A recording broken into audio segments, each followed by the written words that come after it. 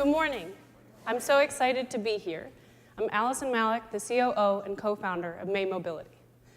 May Mobility is a Michigan-based company that's focusing on how we can transform cities with self-driving technology, helping them to be safer, greener, and more accessible.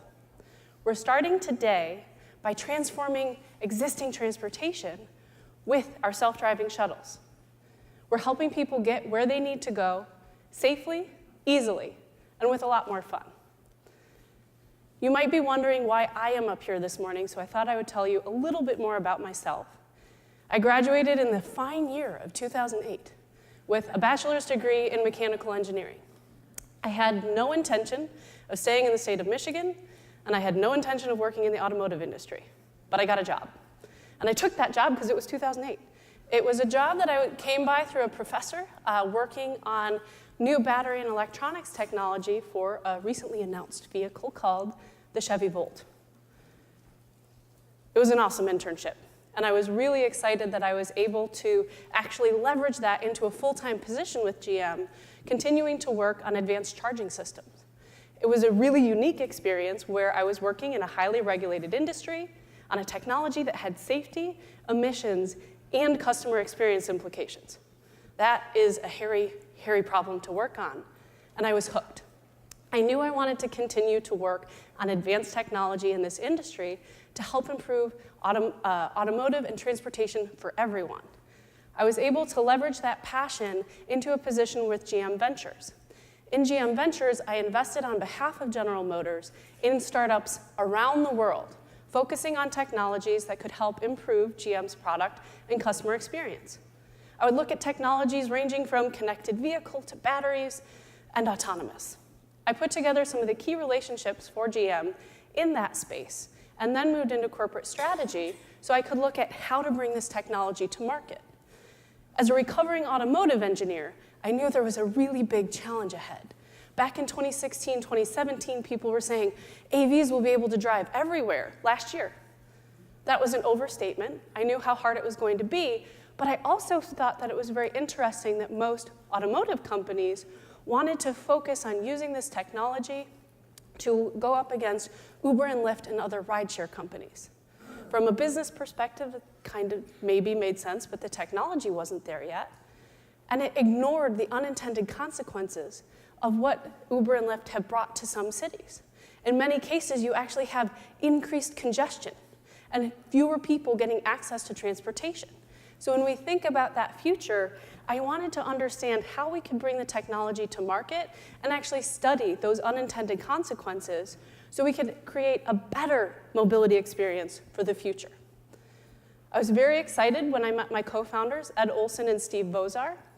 We were able to license technology that they had developed in autonomous software from the University of Michigan and pair that with our industry insights to form May Mobility, with a vision of transforming cities and, again, helping all of us get where we need to go. So we welcome you to think with us about the day where you're not worried about carpool and getting kids to soccer practice. You're not concerned if your aging parents are going to make their doctor's appointments. And you can have time back because you are not stuck in congested traffic on your way to and from work. Think about what you could do with that time. The friends and the family that you could spend time with, or even be by yourself. We think that future is a real future and an exciting one to work towards. As we think about how to achieve those types of goals, we think about right-sized transportation, the right thing to support where you're trying to get to. Another word that we use for that is multimodal transportation, or multimodal mobility. We all take multimodal trips, we just don't call them that. When you walk to your car, and then you get in your car and you drive to work, and then you walk to your office, you just took a multimodal trip. A kind of plain one, only 2 options, but you took one. We think that the future is even more exciting when we expand how we think about mobility options. What if your multimodal trip could include bikes and scooters, walking, buses, trains, ferries, horse-drawn carriages, and even personally owned vehicles? When we work towards this multimodal future, it allows all of us to have better options. People that want to get somewhere quickly can get somewhere quickly, and you can pick the option that helps you do that. People that need to get somewhere affordably or accessibly can have those options. We at May Mobility are excited about this future of multimodal transportation and recognize that our existing road networks can actually support all of this transportation and more people if we think about this in the right way. So, we've heard the governor talk about road funding and things like that. We need to fix the roads, but once they're fixed, we can actually support more people. And we're seeing this around the globe. We think that this is a really important aspect of mobility that isn't talked enough here in Michigan. But we're excited to be leading the way. In Detroit, working with Bedrock, we actually provide first mile, last mile transportation service for people that drive into the city and park in their parking structure and need to get to their office building. In Columbus, Ohio, we help people get around the Central Business District, around the Scioto Mile. And in Providence, Rhode Island, we're very proud. We're helping people get around the city with access to very many different modes of transportation. We are leading the globe here in the US. We're a Michigan-based company doing it. In Providence, we actually connect train stations, bus lines, new areas of the city that are redeveloping that didn't have transit yet, as well as bike share. But we want to do more. We as a company want to do more to lead in this multimodal future, and we want to do it here. We want to do it here because we want to take advantage of the talent, I'm not going to lie. But we also want to do it here to keep Michigan relevant. It's not enough to claim being a leader in future mobility based on our leadership in the past of personal mobility. And it's something that we all need to take very seriously. We need to recognize that the future of mobility is more than just the vehicle. It's about the whole transportation journey, that whole trip. And to lead in that future, we have to do things differently. We have to attract new kinds of talent. And it's not just a PR or an HR campaign. This is up to all of us.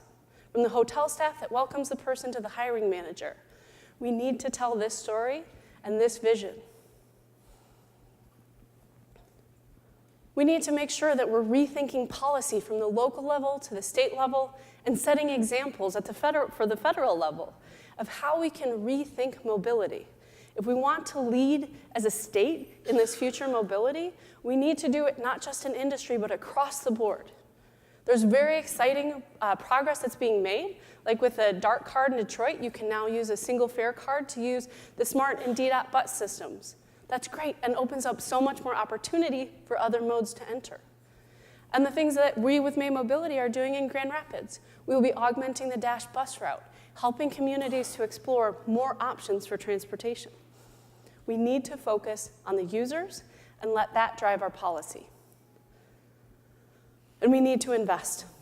To achieve this leadership role that we all want Michigan to have in the multimodal future, we have to invest.